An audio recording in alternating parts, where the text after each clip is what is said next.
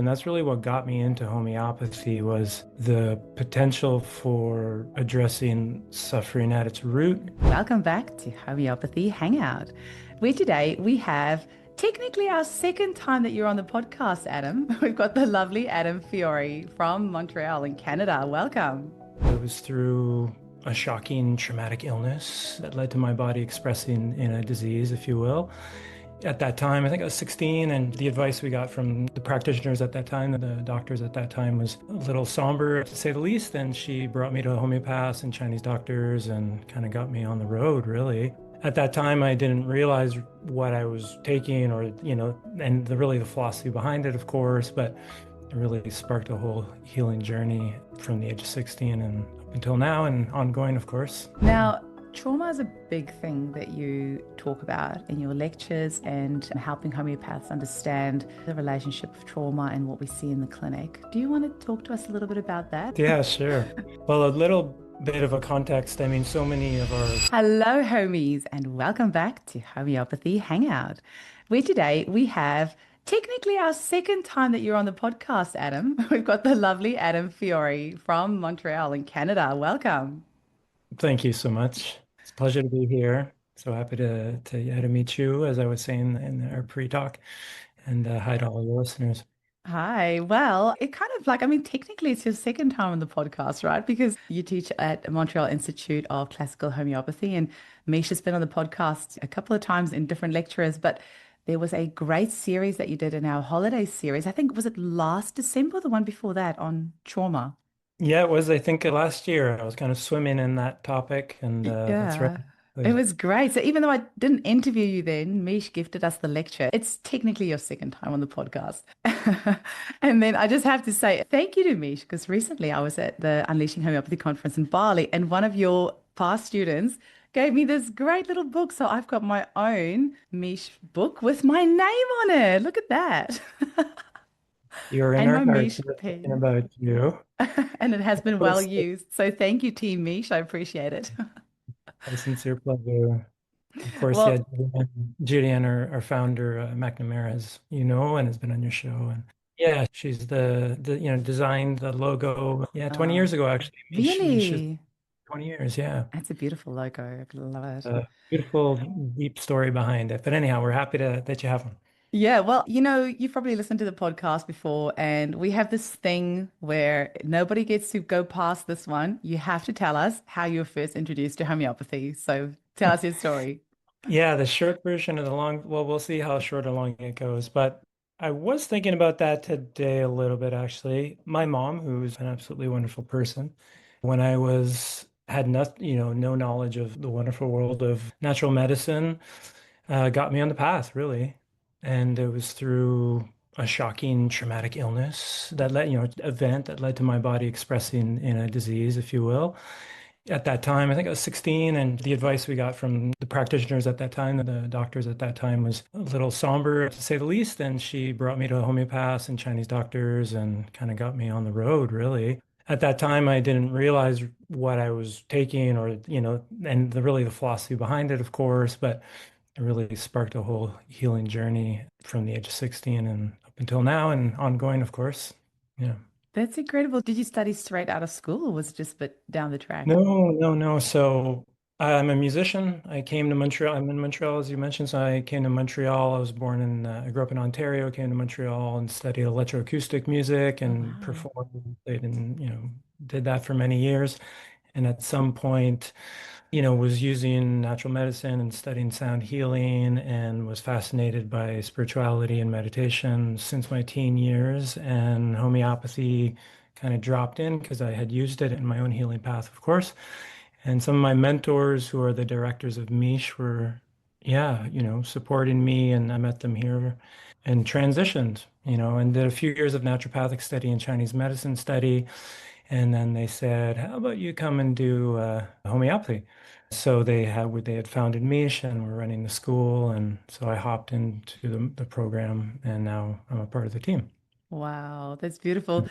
Also, we have quite a few homeopaths who are musicians as well. And I have said this for a few years on the podcast now, but you guys all need to go get together and create like a tune that we release for like Homeopathy Awareness Week. And you can like use it to That'd raise be funds fun. on, I don't know, Spotify or something and donate it to homeopathic charity. But I think that would be really fun. Do you still make Absolutely. music? I do, not as much as I'd like. I have two wonderful small children, so that Oh, takes up time. And yeah, life being life, it's kind of mm, evolved, but definitely always dipping my hands on some music, something to do with music and creating oh, all, yeah. amazing. Yeah. Now, trauma is a big thing that you talk about in your lectures and helping homeopaths understand, the relationship of trauma and what we see in the clinic. Do you want to talk to us a little bit about that? I will just like throw you right in the deep end. Yeah, sure. Well, a little bit of a context. I mean, so many of our wonderful leading minds in homeopathy have obviously written about trauma from a homeopathic perspective. Of course, homeopaths have always worked with trauma. It's part of life, it's part of the fabric of humanity. So from day one, homeopaths were working with trauma. And my interest then came more after practicing for a decade, pretty much full time, and feeling after a decade I wanted to really scrutinize a little bit my own practice and my own cases and look for patterns and yeah, kind of look at things inside out after having, learned a little bit and kind of felt like I got over the initial beginner's hump, if you will. And then why trauma? Yeah, so what happened? I guess, well, I also, as being part of the Mish team, I supervise a lot of the students. So sit in and have, seen hundreds and hundreds and hundreds of cases. So my own, and then also as a supervisor, et cetera. So with that experience, sort of seeing, oh, and then this word trauma keeps popping up, trauma-informed practice, trauma-sensitive awareness. I also teach meditation. And in the meditation mindfulness world, there's a whole movement around a trauma-informed approach to mindfulness practices. And I was like, what is all that? My wife is also a social worker. So for many years, they were getting that kind of training. So it was kind of in the background.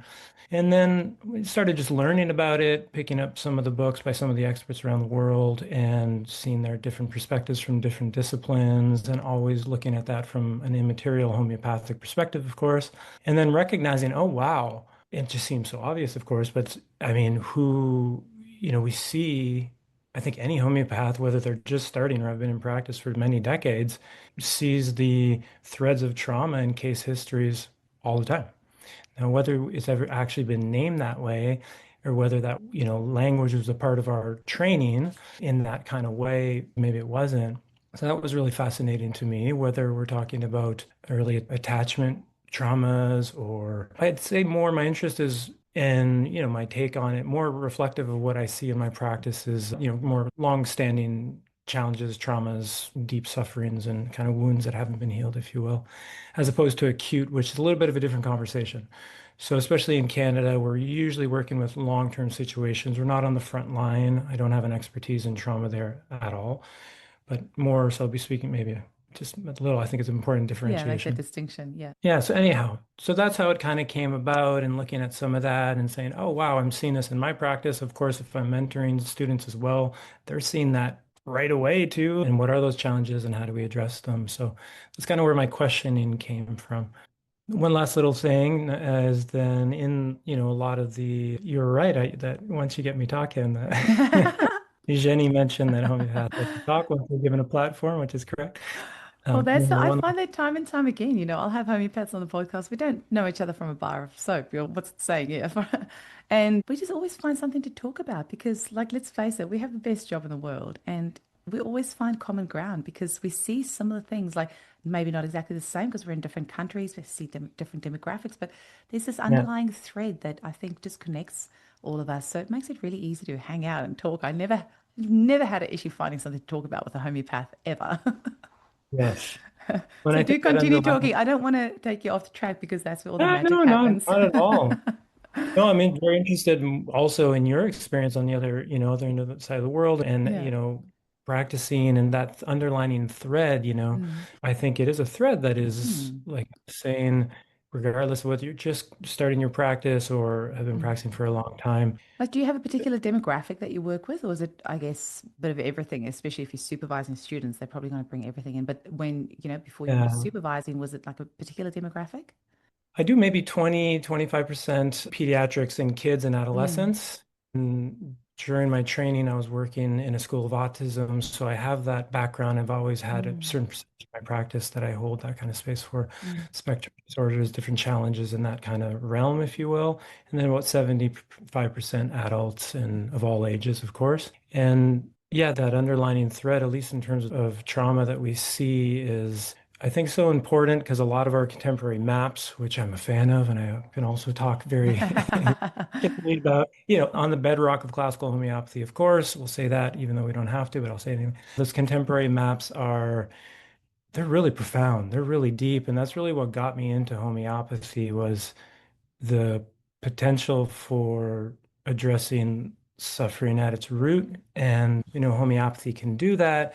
And there's so many wonderful disciplines that work with trauma and work with, the deeper reality of it in a person's healing process.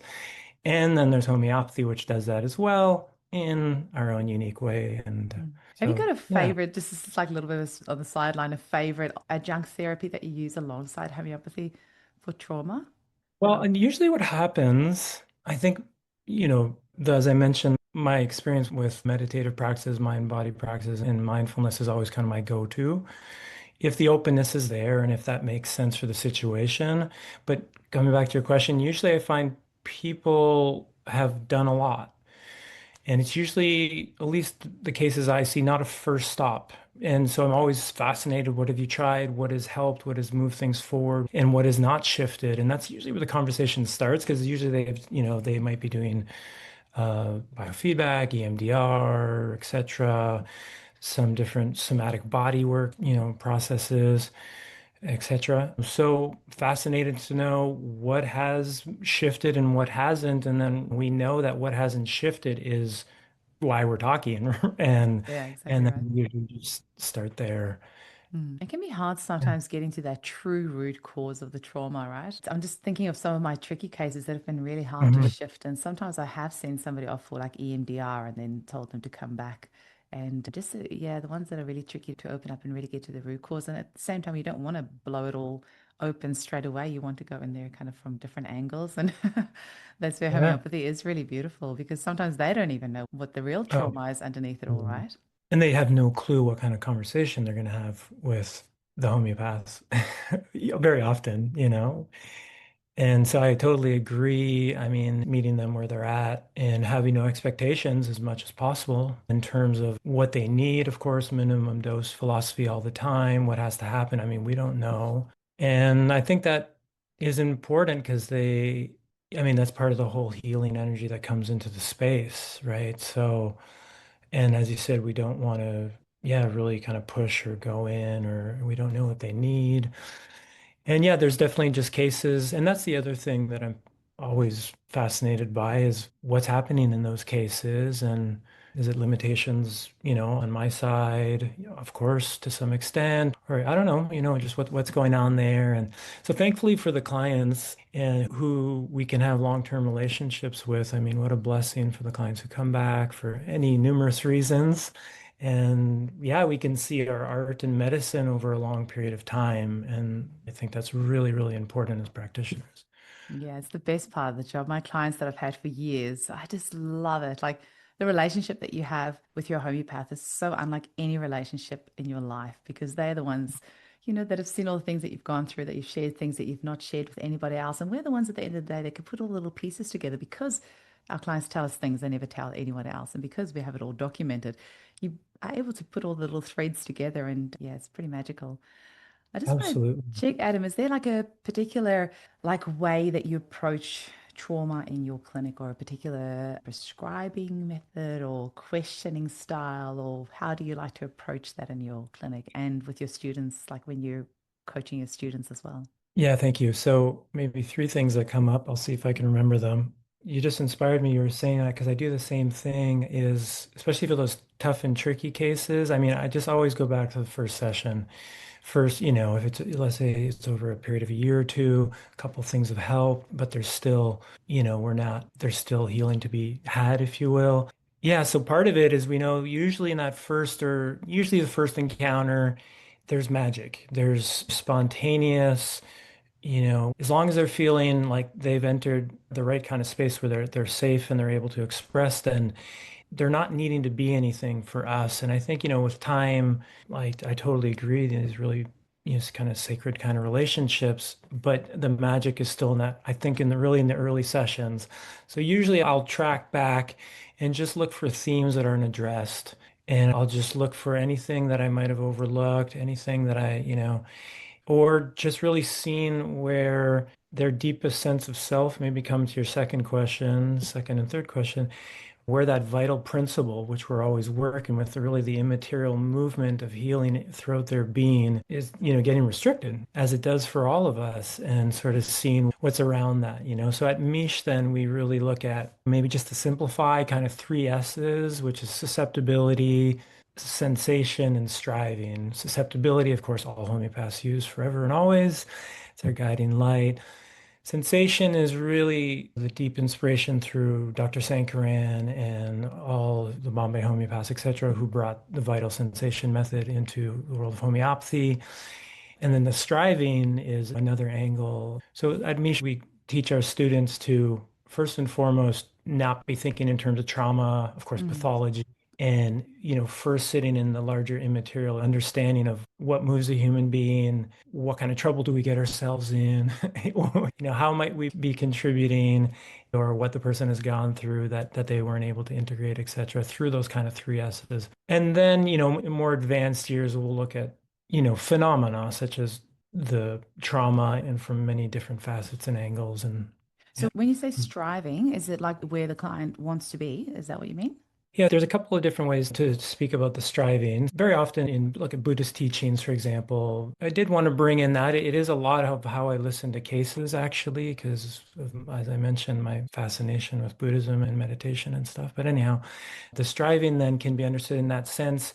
What is continuing to where the person is most grasping, what are they most attached to, what are they most, it's not necessarily, it's not a good or a bad thing, but where's their whole vital, what is their whole movement in life, what's moving them forward. And so, for example, like in the periodic table, we know through the more contemporary maps of themes that we have these wonderful rows, and in certain cases, not in all cases, but in certain cases, we can, of course, the work of Jens Schulten and all the masters have, shown us that a row five striving, the individual will be looking at the world around them and wanting to make change and wanting to perform at a high level and shine and create new things that are new and research and all these themes that we know point to the dynamic and the movement of row five. So there's that kind of striving, really what moves us in a very deep way. And we all need to be moved and have purpose, of course, to stay well. It just seems to be the movement of evolution. And then there's another kind of striving.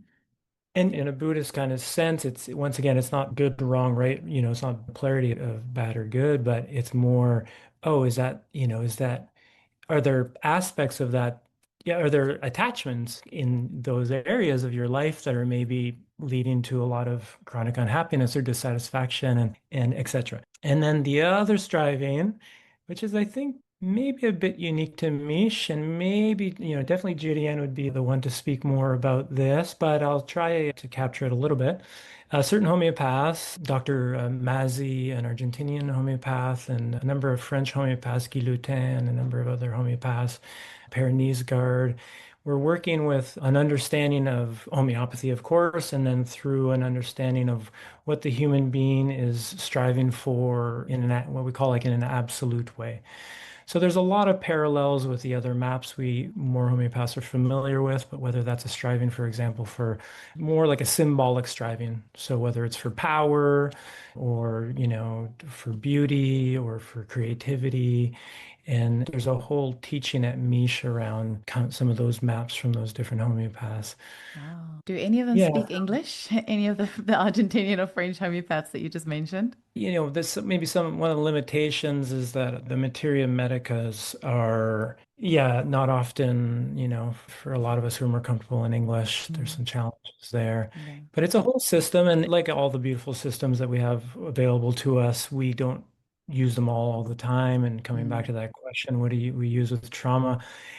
Yeah, maybe it's also just a very gentle nervine complex to help them sleep a bit better in low potency. Like, fantastic as we explore whatever else needs to be explored to come to a unicist remedy. So, kind mm. of use it all at Mish. Yeah, I think ever that's the way to since go these days. Yeah, offered. we do Yeah. as well. Yeah, definitely. Like, Marcus Fernandez always says that you use the modality that's right for the client. You don't match the modality to the client or the client to the modality. So you use whatever tools you have to help the person in front of you. And yeah, I think all of us try to get down to, that Eunice's classical single remedy at the end of the day, but we might have to use different ways to get there. But that's the ultimate goal still for me. I mean, I use all sorts of random things in homeopathy these days that I said I'd never use, but my goal is always to get them back to that single remedy, right? That's the goal. Well, yeah, and I think at least I'm sure everyone, you have a lot of Mm, ideas when you start and things that you will do and won't do. And then, yeah, you learn and you get humble along the way, hopefully, and just do what helps the person mm, alleviate some suffering. And maybe it's, cutting down on some kind of substance, caffeine for certain people or whatever, like yeah. just lifestyle things, if that's the doorway, whatever the doorway is. Mm. 3 weeks of no coffee here, hence having my chai and Oh, almond chai. And I wow. tell you what, my nervous system is so much better for it. And I try not to like, it's not just because it works for me, I can't like force it on anyone else. But so many of my clients who I see coming in for all sorts of adrenal issues and, they're yelling at their kids and they're stressed and all this and that. And I don't have like energy lows in the afternoon. My energy is just stable. And over the years, Mm, because I love coffee, I've been having it since I was like 7 years old. In South Africa, we used to have a coffee before we went to bed as kids. So, it's like my jam. I have coffee in my blood. But yeah, it wasn't fun to wow. realize that really it's not good for me. So some of my clients, I think you actually don't need Happy a to replace. remedy. I mean, remedies are great, but like sometimes it's actually just that maintaining cause that you need to remove. And I have to say, if anyone's listening and thinking of stopping coffee, taking Coffea 30C, have managed to get quite a few clients off coffee by giving them Coffea 30C or even 200C daily. And usually within about 2 weeks, they just don't want anything to do with coffee. So Oh, I hadn't heard that. it's Very good. And interesting. also, if you purposely want to stop drinking coffee, then Mhm. start taking Coffea that day that you don't have it so you don't get a coffee withdrawal headache. So just ask me. I'm the queen of stopping coffee. I've done it a few times Right. over the years, but this time I really hope it'll stick because it's just so much better for my Yeah. nervous system. And for us perimenopausal women, which I think I can now put myself in that category, I think it's even more essential for us as our adrenals take on so much more of a Mhm. load with needing to produce estrogen and everything else. Anyway, that's going a totally different direction. I just thought I'd throw it in there for whoever needs to hear today that, maybe Right. consider not drinking coffee if your nervous system is not, it doesn't affect everyone the same way, but if your nervous system Yeah, is not the best, it might help. but Yeah. it might be. Yeah. Might be. It might Uh, be. Now, I tell you what, I hear this term of trauma-informed practice everywhere. What do people Yeah. mean when they say trauma-informed practice? Well, I'll tell you how I've interpreted what I've learned and read and brought it into my practice. So, I'm sure there's many other thorough definitions, but Gabor Mate, who's a pretty well-known Canadian author, et cetera, who many wonderful books. But one concrete example, which I learned from some of his work, and he has a type of therapy called compassion inquiry, which is quite interesting. And so the invitational language is a big one, of course. Now, that could be through our own inner intent that the person always is the one who decides whether or not they're going to, the pace, the way the consultation is going to go, their own pace of sharing. They obviously never have to answer anything. And, they do it in a very explicit way. You're telling the client right off the top that there's nothing you have to answer. And you always can say no. Well, I wouldn't necessarily say that that's necessary in my own practice all the time, but the intention's there. And there are times when I'll bring that in because I feel not that it's like an issue, if you will, in terms of the conversation, but more as a message of healing for their heart and their spirit, for them to hear. Sometimes you hear someone what they've gone through, and yeah, just to reflect back to them that it's, really safe space, it's at their pace, it's invitational. And once again, coming back to what we were saying before, not everyone at least in Canada, knows exactly what they're getting into when they come see a homeopath, Same right? here. Right. Okay. So, I mean, they've maybe, if we think of the levels in terms of Sankaran system as an example, maybe in their own life and process and wonderful other work they've done, maybe they've just gone to level 3 and talked about level 4 theoretically, which means they haven't experienced the level of delusion or fear. And so that means their body is disconnected from it completely. So if you go into it, their body is going to have an immediate stress response immediately and vital sensations underneath that. Obviously, depending on the topic and what it symbolizes to them. And so, anyhow, coming back to your initial question, I think that's one important thing, invitational language, that intent that it's a sacred space, that they lead the way. Mm. Yeah, is that helpful? That Yeah, it kind is. of, It's interesting because I feel like as homeopaths, we almost do that. I mean, I can't speak generally, but we get taught to hold space in a way that it almost does all of that naturally without having to say the words directly, specifically. Like you don't have to answer any questions. You don't have to this or that. This is a yes. safe space. I think most of us hold the ideal for us is to hold space in a way that we don't need to explicitly say those words. The way in which we hold space implies that they are in a safe environment. But like you say, sometimes somebody who might in their lifetime never have had the opportunity to know what it feels to be safe, you might have to explicitly say those words that you don't have to answer this, you don't need to. Because I'm thinking of the times that I've had to say that to clients, and maybe I can count that on one hand where I've had to say, look, you don't have to answer if it's not comfortable. I don't usually have to say that because the way in which we ask questions or say things generally, I think people generally feel safe. I mean, this is a gross generalization, but that's certainly what I try to do in my practice is create a space for them to be able to express whatever it is that they need to. I couldn't agree more. I think we all follow Hahnemann's directives and as much as possible, and paraphrasing here, but a non-judgmental, individualizing space that's sitting in an immaterial container. I think psychological approaches, which are more than valid and have their own reasons for doing what they do, or the approaches that work more just on that dimension. Yeah, Mm, so there's a bit more maybe of a need in those kind of mm, contexts, but I would agree as homeopaths. So I was taking in a lot of the approaches, and a lot of them are maybe from psychiatrists, psychologists, etc., seeing where they sit in cases, etc. And I couldn't agree more. I was really surprised because same thing, I can count on one hand.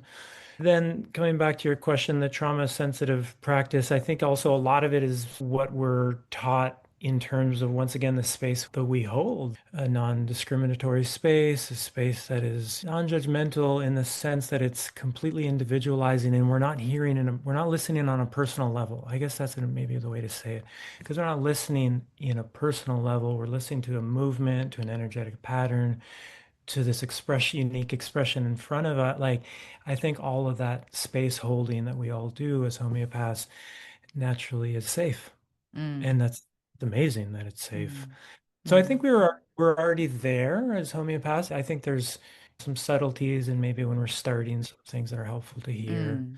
Yeah. Yeah, beautiful. So I think we've kind of been doing trauma-informed practice without having had a label on it as homeopaths. But in Yeah. saying that, there's always room for improvement for all of us, hey? And just learning about better ways to do it, especially because it feels like trauma is such a buzzword. Yeah, I know. I don't I like know. saying buzzword, but it's a good thing because people feel like they have permission these days to kind of express it in a bigger way, or like it's something that's much easier to talk about, which, it wasn't previous years. So it's a good thing. And yeah, I guess we can all learn how to better approach this and hold space for our clients. Yeah.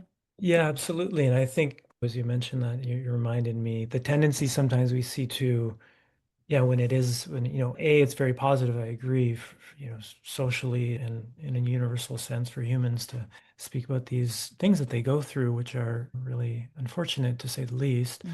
And then also, we don't want to get stuck at that level of story. And then we know that as homeopaths. And that's a huge thing that we offer, that we're wanting the simillimum, if that's what we're doing in that situation. I mean, how do we know that it works? Is that the story gets rewritten. Yeah. The pain and trauma is that it's just they're stuck in the vortex of a story that just keeps getting re-traumatized. And yeah, so some of the teachings then that I was really inspired by, maybe you as well, and I'm sure many other homeopaths, in terms of the different levels of approach that many homeopaths speak about in different ways. But maybe specifically to the vital sensation method of Dr. Sankaran, is the delusion and the sensation levels. And a lot of the experts and top experts around the world around trauma talk about how it's lodged in the energetic level, and they use this language, and they'll call that it's remembered, or in terms of heartbreaking and gut-wrenching sensations that the body holds, and that energetic approaches are needed. And as we know in homeopathy, I was like, whoa, wait a minute. We have a whole methodology that about every frequency of vital sensation with to extreme detail, that it's just so amazing. So I I think think the that's world's where waking up to homeopathy. Like, there's so many of these new things that people are discovering. It's like, we've been doing this for 200 years. Like, welcome to the yeah, party, everyone. Like, this is literally I what we know. do. It would actually be good for our listeners to go back to episode 345, which is that one that you did on trauma and case taking, because I think you talked a bit more about vital sensation and things in Yeah, there a as lot well. So there. I Yeah. just had a little look. It was 345. That's a good number. Okay. So episode 345, go listen to that one, everyone. But it's interesting to say about that trauma and the re-looping and the rehashing of it, because that's why I'm sure every homeopath will be able to tell you that they've had a client that have said to them, "You've helped me more than my 10 years of therapy or 20 years of therapy." I've had a client who said she's been going to therapy or Yep. counselor, psychologist for 20 years and not been able to have the breakthrough that they've had with a homeopathic remedy, because once that loop, that energetic stuckness in the vital force has been brought to the consciousness during a consultation, you then give a remedy to help the vital force to help release that, then you can move on. And it's probably not going to be your only trauma. There's probably going to be lots, but as we're working through all of them, and it's a continuing process. I mean, I think that's why we incarnate into this planet. If we had nothing to heal, why would we bother coming back? Yes. Yeah, that's But the yeah, beauty of homeopathy. We've got something that we can give you to kind of move you along, get you out of that state, learn from that, like not just get over it or just suppress that lesson or whatever, but have it brought to the surface, realize the lesson that you got out of it and how that's helped you and shaped you in a way, and then move on. yeah, and we all need that help sometimes, and the ability of the simillimum to quiet down the frequencies of that pain, that disturbance that's in our field, if you will. And then we see it, as we know, the wonderful in the follow-ups, when we see the optimism come Mm, through, as we know is essential. mm, Just the things that were just always discouraging and demotivating and lacked purpose, and then it lacked vitality and energy, all of that starts to shift, and they can move on. And of course, their life changes, and their mm. story of life changes. Or Is there anything else that you want to say about trauma? Because I know that you are really into your bird remedies as well, and I'm really excited to yeah, let's do move it. on. Let's talk. Let's do it.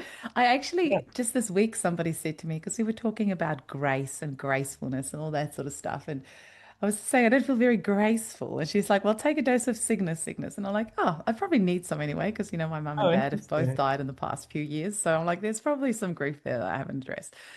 Took a Mhm. dose and just had some lovely dreams, but also this is funny. I was just putting together a flat pack, and normally I would just like rip it all apart and then and I just noticed myself like putting all the like flat pack pieces together in a piece. And I'm like looking at it going, oh, this is interesting. It's not something that I would normally do. And as homeopaths, we notice these things when we take remedies. And I do like to take remedies for fun. Sometimes I regret it afterwards because I'm like, oh, I didn't want that to come up right now. But so I did take some Cygnus for our listeners. That's the remedy made from the swan. We've got a few different swan remedies, but I took a Cygnus just to see what comes up. So I'll see what else comes up this week. But when I saw that you are into bird remedies, I thought I'd have a chat with you. And so, what do you Okay. like about birds? Very excited. Well, I did, The I feathered haven't. kind.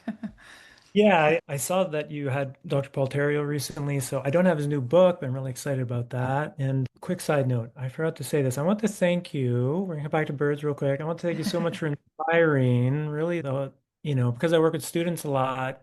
Your podcast has just inspired like the whole next generation, and even Oh. or students who are not students yet. People, lay people, etc., who are passionate for various reasons, and yeah, they come to our schools, Wow. your podcast. So anyhow, thank you so much. Oh, Um, that's such a pleasure. Actually, I've just realized I've got peacock feathers on today. That wasn't even intentional. I you mean, do. that's Well, then lovely. it's Well, also, it excited. kind of goes both ways, right? Because I've had Judy Ann on who, and I'm trying to think, I've had other people from Mish on as well, and I can't. Yeah, Carla Marcellus as well. So it kind of goes both ways because I have all these amazing homeopaths from around the world giving us incredible content, which is what then inspires a new generation of homeopaths. So, it's just a continuous cycle, which is great. Yeah. But Thank thank you you for the for acknowledgement. I looking actually really at appreciate it. that. And yes, no, I really wanted to make sure I didn't forget that. So the birds, and then I was saying, yeah, I haven't, gotten Dr. Paul Terrio's book, so excited about that. But anyhow, He's got one of the probably, remedies in his book that we proved as well, which is the cassowary. We did that over oh, I here in saw that in Australia. this, yeah, Yeah. in your talk. Yeah, that was Yeah. cool. Yeah, And I so got to hang the out with him in Bali, which was great. He's such a character. He's exactly how he comes across in the podcast. He's exactly like that in real life. He's just so, you can tell his brain's going a million miles an hour. And yeah, just, what it was wonderful hanging amazing, out with him. Sorry, talk to me about amazing. birds. I mean, brilliant, mind expansion and energy of the birds, right? So you mentioned it's Cygnus, as you mentioned, there's a couple, but yeah, it brings me back to when I graduated. I had the pleasure and really the good fortune of working alongside Judy Ann McNamara, who's the founder of Mish. And I was the registrar at that time and still am helping the school out in that way. And so, but I'd be in her office on days when she'd be seeing clients and patients, and would you grab the Dr. Shore's book on the birds, and anyhow, and Mish had a very extensive library, and that was it. I grabbed the book. I was just starting my practice, love birds, and I love that book, right? It's such a fantastic publication, and Cygnus is in that, of course, I have to say, have you seen Peter Fraser? I and really Peter like Peter Fraser, Fraser's. He's just got a yeah. way of, and his books are really cheap, which you don't hear often in it. Like this one's $34 Yeah, Australian they're dollars. all wonderful in his whole Yeah. series. Yeah. Yeah, what a loss. What a brilliant homeopath. Yeah, he's amazing. Was it And last so year he those passed, hey, or the year before, I think? the year It's very before, yeah. recently, yeah. So those two books, Peter Mm. Fraser's as well, and yeah, we're really okay. Let's just start using these remedies. And I think my own nature of some of the themes of the birds around spirituality and expansion and all the themes of the birds, on some dimension resonate with me, obviously. So I was fascinated with them. And then freedom and restriction, and as the overarching theme of the birds and what our whole world has gone through, continues to go through. I don't know, it just seemed to be coming up everywhere. And more importantly, the remedies were really helping. They were really helping cases. And then subsequent publications by the Dr. Joshi's and Dr. Calathia's work, which is amazing, just brought so much clarity to the prescribing. So that's kind of how it all unfolded. And then after, maybe a year or two ago, I started working on some material that I presented for the Mish community and then opened up to homeopaths at large, which is, yeah, just looking at the birds and how to prescribe them, and then looking at cases that had long-term follow-up and really, trying to find cases that I could speak from that would really show what's very reliable in terms of prescribing for the birds. So that's how it all came about. I have to say, if we repertorize Haliaetus leucocephalus, so the bald eagle, if the bird remedy is needed, that's probably the one that's going to come up. Same as Yeah. if a snake remedy is needed, you're probably going to repertorize and Lachesis is going to Okay. come up. Of course. So I had given Haliaetus leucocephalus like a handful of times, a few years ago, Right. and just never had much success with it. And then I just kind of gave up on the birds for a bit there. And then I had a client who is in a happily married relationship, but when she was like 18, it turned out like a year or so into treating her, when she was about 18, like the love of her life was killed in a car accident. And it then turned out that she started telling me the story of how he would have been the perfect partner, he would have been the perfect dad, and he would have been the perfect this.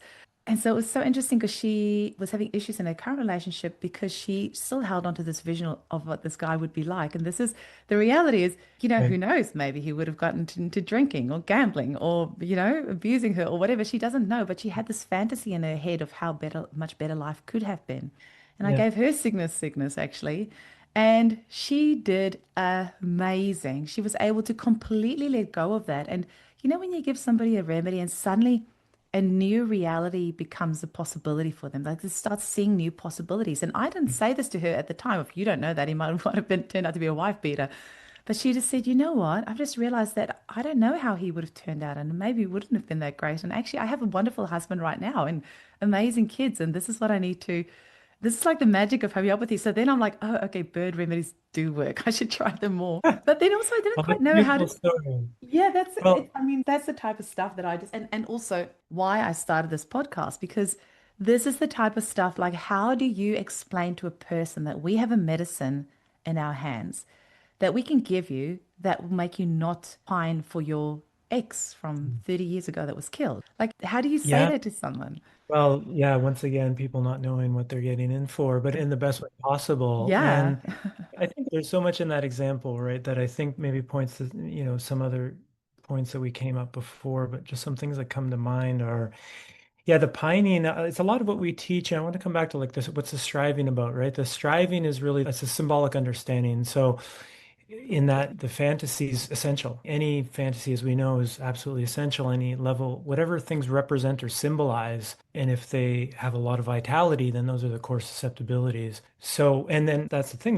that happens with humans, or we transfer, if you will, or keep reliving, not by accident, what were those symbolic unmet needs or symbolic projections, whether it's on substance or whether it's on a partner or whatever it is, but on an external object, basically, in Buddhist understanding that there's an attachment or grasping to something that ultimately will let you down, that isn't forever. It's not forever, but we want it to be forever. And that's a lot what we listen for in cases, or a lot of what we teach at Mish that kind of brings us to really where we were saying before, the energy's all constricted. The things that we somehow want to be forever, and it's just against the movement of life. There's nothing in life that's forever. Mm, And so if that's the Buddha's first noble truths, first second noble truth, like the core of his teachings, if you will, we can sometimes, I use that map all the time, like I was saying. It's just so fascinating to me. And then all the contemporary maps and all of homeopathy, it's not the same thing, but we can find the parallels. And so kind of here, in other words, another way I can say that is maybe listen for the all or nothing language in a patient. It would have been if only they would have still be, like the all or, and we just see the stress in it. And as you said, then after the remedy, the person comes back to the present moment and regulates and opens up to the real life that they're actually living. And that's where true creativity and optimism come from. And that's what we see after mm, a beautiful simillimum. mm. And then the maps, the reason why I'm just so fascinated with the maps, because they show us the way forward with clarity, right? Which is why they were brought in by our masters. The bald eagle is, in order for it to hold anyway, it might show initial reaction or no reaction, but if there's an initial reaction but it doesn't hold, if it most likely is not it doesn't correspond to the striving of row six. So the maps of Calathea and the other homeopaths we mentioned. So the birds of prey, the raptors have to have a row six energy on every dimension of the patient, or else it won't hold. And the Cygnus is more the row five, like the corresponding dynamic of row five, the energy of row five that we know from the periodic table, etc. Did you say Calathea? How have I not heard of this? Yeah. Oh my God, my absolute favorite. Yeah. Calathea. How do you spell Um, that? yeah, I just put it in This is, the oh, chat here we go. there. Oh, Calathea. Okay. So, yeah, he's a Fine. sensation homeopath who has actually worked with Dr. Paul Terrio, and he's got a book on Ah, invertebrates that is just such an amazing publication. And Paul Terrio had done some work too, so I know they collaborated okay. to some Oh, extent, amazing. at Sounds like least from someone to have reading on the the book. podcast. Yeah, and so anyhow, he's done books on the mammals and the birds and with the sensation map, and then he integrates. So I'll give you an example that, let's say with the Cygnus remedies, this is from memory, I hope it's correct. Double check in the book. Okay. Um, but there's, I think, Cygnus Bewiki, if I'm pronouncing it Yes. correct. Yep, There's that's it. three main ones, right? So the Because Bewiki, Olor is another one that I've used a few times. Oh, yeah, I that's think it's right. Olour. Yeah. Yeah, so it has elements of sulfur. So if we know, of Mm, course, we know sulfur, right? Every homeopath knows sulfur. What elements of the thematic elements of sulfur? Sulfur being arrogant and prideful when they're trying to prove themselves, not that mm, they're actually arrogant and prideful, but mm, that it's part of their suffering, that they're mm, insecure in their identity. So they overcompensate by mm, trying to, get respect through the movement of arrogance or pride, or angry and feeling disrespected if they're not being seen mm, enough, or and they give up and get lazy and all that jazz. mm, But the Bewiki has the sulfur very strong in it. mm, So in his publication, which leans on the Joshi's work, etc., we'll see like row five for all the Cygnus birds, the swans, mm, but then the Bowicky has elements of sulfur that we know so well. And Interesting. and then it's very importantly, as we know, we can point to the provings in the Materia Medica to back that up. It's not just a Mm, theory. mm. It's from the provings. But so, this, where one has a muriaticum element, one has a sulfur, one has phosphorus. So we know those elements so well, those characteristics, and we can lean on those to substantiate the prescription. And this is the danger with this podcast is that I'm in a I constant know. state of FOMO, fear of missing Oh, out, because fun. there's so many incredible homeopaths around the world doing amazing things. And there's so many different ways that we can get to a prescription, which, yeah, it's unbelievable. One way that I have started prescribing birds more is the Colors and Homeopathy book, which I've had Marcus Quintosh, who helped to create the work with Ulrich Welter. Yes, And right. yeah, this is how I've started prescribing more Yeah. birds because there's quite a few birds that come up when you use the color wheel with your Oh, I didn't clients. know that. Yeah, so Okay. that's why, because Marcus Quintosh also wrote a book on birds, and because he works with Ulrich, I think That's right. That's they right. would, Yeah. prescribe it more, which means that it's Yes. easier to find. Yeah, so I do like using this. I don't use it all the time, but that's what's helped me prescribe more birds.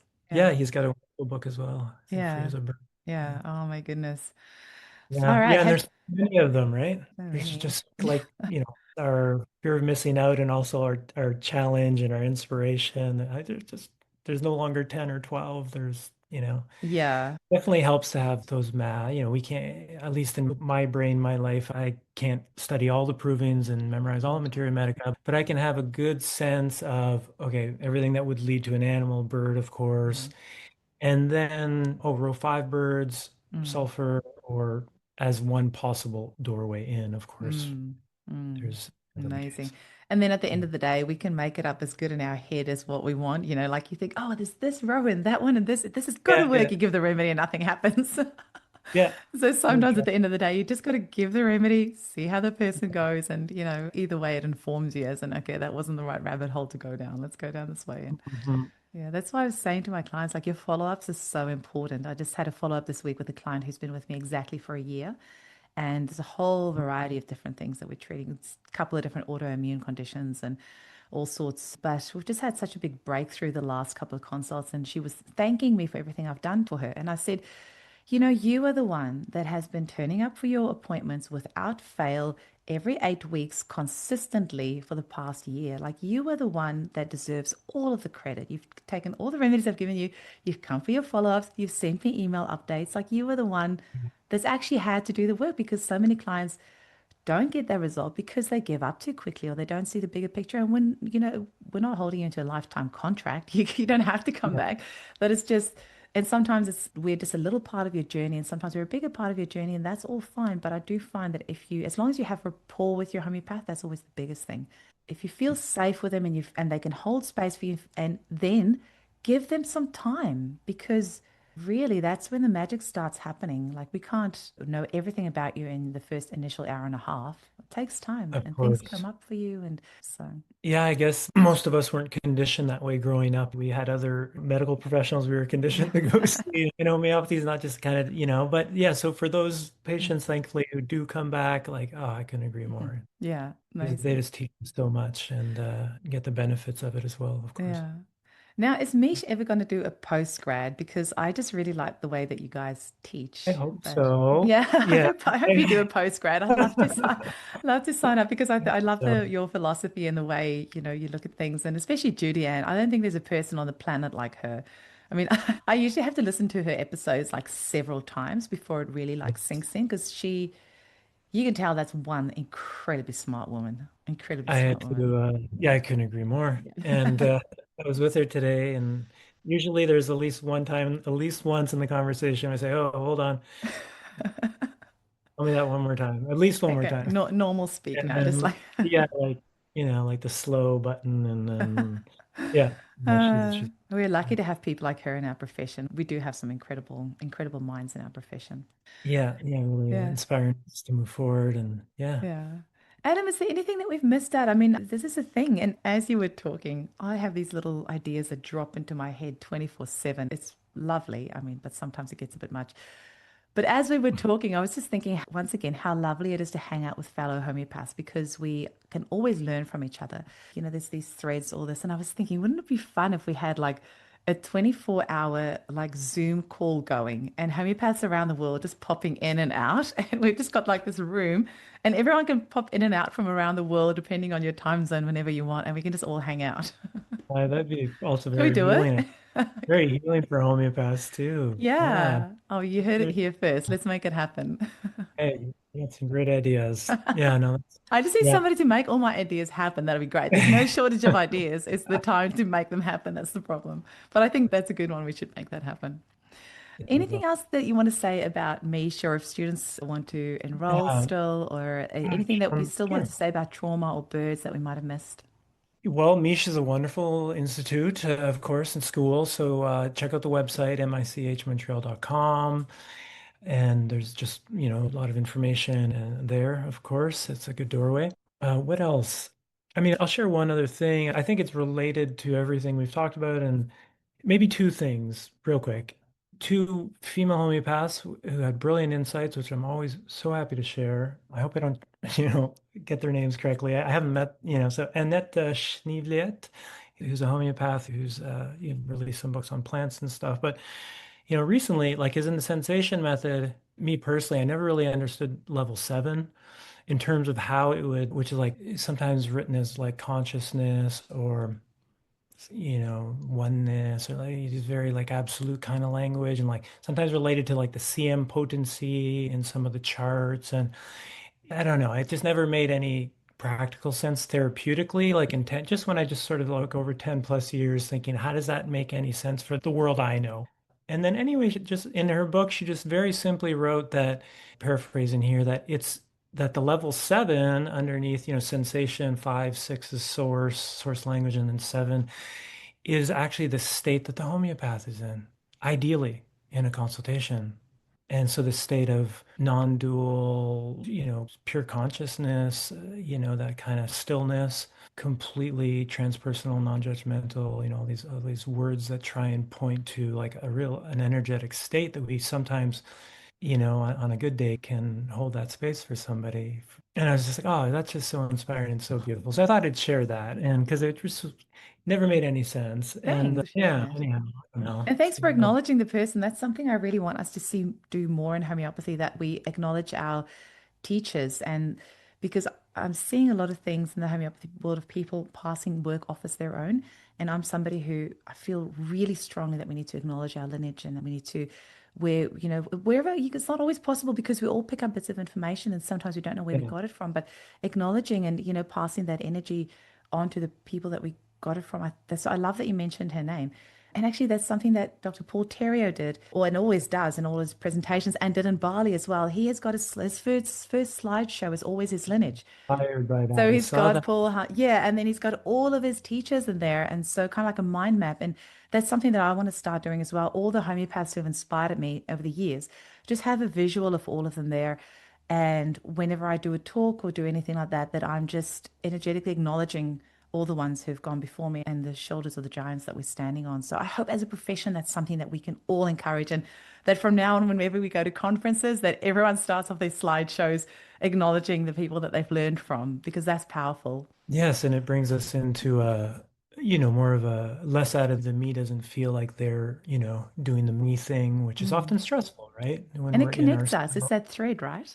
it's the Acknowledging the thread. connecting thread that brings us out of any, ego stress, if you will, and into, yeah, the connecting thread of life and fellow homeopaths. I think there was Yeah. a second thing you were going to mention. Yeah, sure. Well, I'll name drop again. I'd be happy to. I Yeah. am that kind of person. Deborah Collins, wonderful homeopath who many of your listeners might know, who has published some books and has a ton of experience. And anyhow, I was listening now, once again, I'm not great at direct quotes, but it's sort of how I've morphed what I heard. So, but anyhow, what I heard her say and how it touched me was talking about, and it just seems so brilliant because it's so like just naming like the thing we all know. But anyhow, so she talked about like a stress, what we listen for is core root energetic stress patterns, right? So, and once again, my hands are doing this. So there's a sense that there isn't it's not an open system, it's a closed stress system.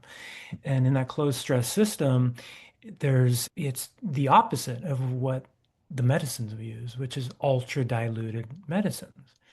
And so she was describing what she was describing, but what I got out of it was just like, oh, of course, the healing is bringing somebody out of a fixed, if you will, compressed state and into an ultra diluted state, and the remedies, of course, an ultra diluted state, and all of consciousness and everything that every spiritual tradition has ever, passed along is that there is no me and you, etc., and all those profound insights. I've But that never thought ultra, about it that way. That makes a lot of I don't know, sense. it was just Yeah, like and it's diluted. And so a lot of, there's like kind of when we listen to people, we're listening for where they're, yeah, like in your example, the person who was, had like the fantasies or whatever we're tripping out on is not ultra diluted. It's suffering, we're kind of caught into this like idea in our head very, very often. And we listen a lot for the ideas people have in their heads, and the ideas mm, cause a lot of suffering. But the ultra diluted is like when your client said that they came back, and mm. saw their partner, and it was like, yeah, anyhow. So See it that in a was just, different light. I love that. That's beautiful. oh, I want to go hunt down that quote that she said now. yeah, But it was it's from also at the same time, when somebody says something and it just like makes sense to you on a, yeah, I've never thought about it that way. That makes complete sense what you're saying. I have to yeah, say, good. I've been trying to get Deborah on the podcast for a little while. So we've had emails back and forth over the years because Oh, I fun. actually watched some DVD lectures of her when I was studying 15 years ago in New Zealand because she lived there for a while. So our Oh, paths right. never physically crossed, but I did watch DVD lectures back in the day. It wasn't tape deck, it was DVDs. So yeah, but I know she's been around for ages and doing incredible work as well. But yeah, once Yeah. again, another incredible mind that we have in our profession. We're so lucky. Mhm. Adam, it's Yeah. been lovely hanging out Yeah, with you as you. well. Like I said, my Canadian trip it got interrupted many years ago because I was meant to go back I had a 1 year visa. I worked in Canada for a year, loved it. And then the year I was there was actually the year that they changed it so you could get a second year visa. So I paid my $500, got my second year visa, but I went to South Africa on holiday in the meantime, just in between. Met my husband, got engaged a week later, got married 6 weeks after that, and that was 17 years ago. And so I never got to go back for my second year of my visa. So I feel I have unfinished business in Canada. I have to go back. So yeah, I really hope I can come hang out with Mish physically sometime. If you've got any conferences coming up, or if you've got any excuse for me to come over there that Oh, can be yes, we written off will. as a Yes, business expense, that's even better. But I would love to exactly. come hang out with you guys over there and yeah, just Yes, come and see all you. the amazing work that you're Yeah. doing. But I love speaking with any of your lecturers that have been on. And once again, thank you for my beautiful notebook. I really appreciate it. I couldn't believe that my name was on it as well. It was so special. Yeah. There may A or may great not have been compliment. tears on presentation. Thank you. Thoughtful bunch Mish. It's a Uh, pleasure to be that team. And yeah, it's great to speak to you. Thank you. It was really fun. Lovely. Chat soon. Yeah. Bye.